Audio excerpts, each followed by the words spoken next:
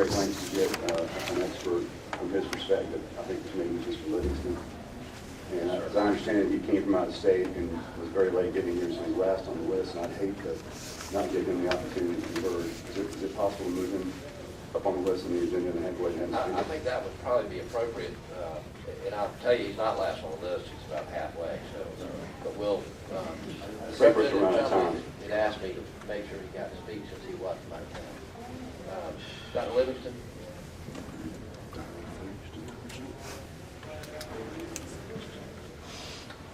Thank you for being here.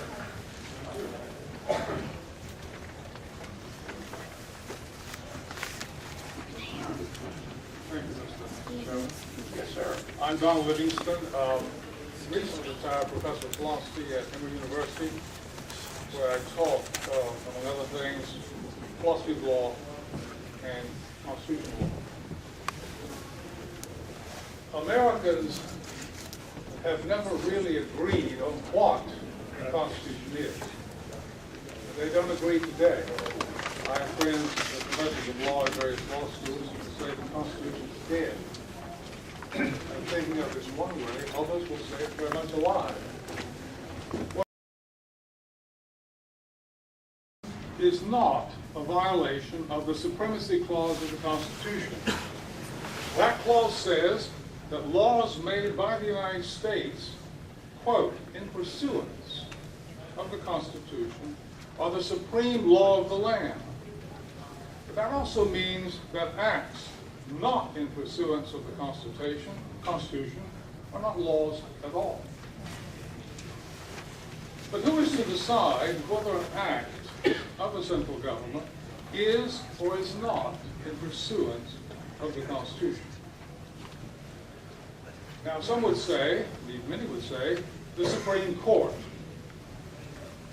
The court may indeed express an opinion, but it cannot have the final say, even if that say is consistent for 100 years.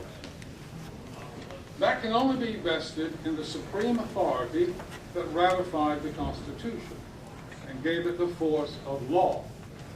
The Supreme Court does not give the Constitution the force of law. That was whoever ratified it. And that was the people of the several states. Now, what did the states ratify? They ratified a compact between the states to create a central government to which were delegated only enumerated powers, leaving all other powers to the states.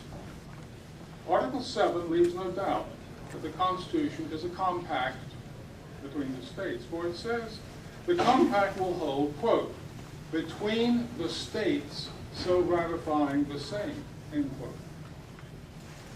The powers delegated by the compact to the central government, as Madison said, are, quote, few and, quote, well defined. The powers reserved to the states are indefinite in number and undefined. Who is to say what the undefined and unenumerated powers of the states are? The central government cannot have the final say on that because it is a creature of the constitutional compact between these political societies. The creature cannot tell the creator what its limits are. Only the states themselves have the final say over what their undefined and unenumerated powers are. And Madison said that if the central government should intrude into the states' reserved powers, the states would have a, quote, duty to, quote, interpose. He didn't use the term nullification, he used interposition, but the logic is similar, to protect their citizens from harm. Consequently, state nullification is not an act, in this view, whereby a state refuses to comply with a federal law that it doesn't like. Nullification is a claim that the supposed law is not a law at all, because it is unconstitutional. To deny state nullification absolutely is to say the central government can define the limits of its own power, which makes our liberties a gift to us from the central government. That is what one is logically committed to who says that the Supreme Court has the final say over what the reserved powers of the states are. But who honestly believes that? The Constitution does not even remotely give the Supreme Court that power. The Supreme Court has asserted it, but the Constitution is another thing. And if an amendment to the Constitution, let's imagine, were sent to the states today for ratification, stating that the Supreme Court has the final say over what the Constitution means, I think there's no chance that it would be ratified by 3/4 of the states. The people would not hand over the power to decide their fundamental liberties to 9 unelected, politically well-connected lawyers. The founders knew the central government would inevitably intrude into the reserved rights of the people. They sought to prevent this with a system of checks and balances. And we're familiar with these. The president can nullify a bill of Congress, but Congress by 2/3 vote can nullify that act. The Supreme Court can nullify an act of Congress or of the president is unconstitutional. Congress can nullify the powers of the court by restricting its appellate jurisdiction by impeachment, and so on with other nullifications. Let's call these horizontal nullifications, operating within the departments of the central government. But what if instead of checking each other, these departments began cooperating with each other to usurp power from the states to enhance central power and benefit whatever the ruling class might be? To check this usurpation, the horizontal checks are worthless.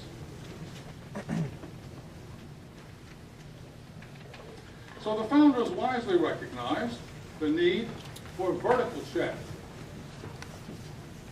on central power arising from the people of the several states as sovereign parties to the constitutional compact. That vertical check is known as state interposition or nullification. Those are not exactly the same. Jefferson considered this vertical check to be the most important of all. He said the states are the best guardians of our liberties. And it has been used throughout American history at various times to protect the liberties of the people. New England states nullified the embargoes of Jefferson and Madison, 1808-1809. They nullified the War of 1812. They nullified the draft that was part of it and didn't participate in the war. Later, northern states nullified the fugitive slave laws. Orders of the Supreme Court were nullified by Wisconsin in 1859 and earlier. And there are other cases. We enjoy ample forms of constitutional nullification, both horizontal and vertical, to protect our liberties. But that does not mean they will be exercised.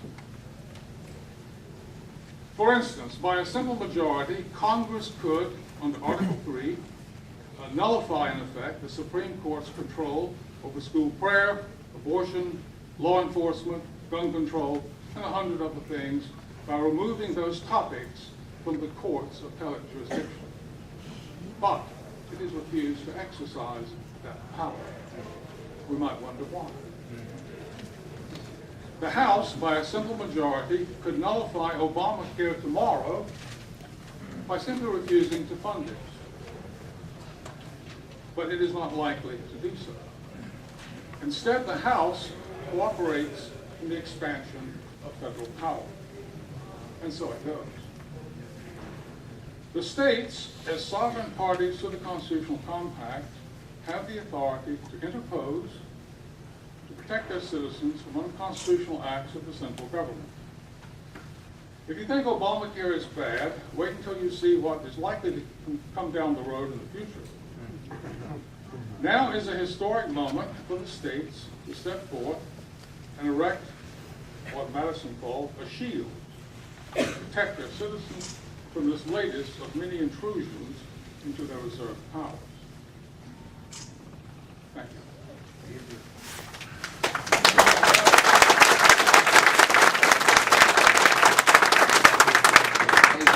know y'all are passionate.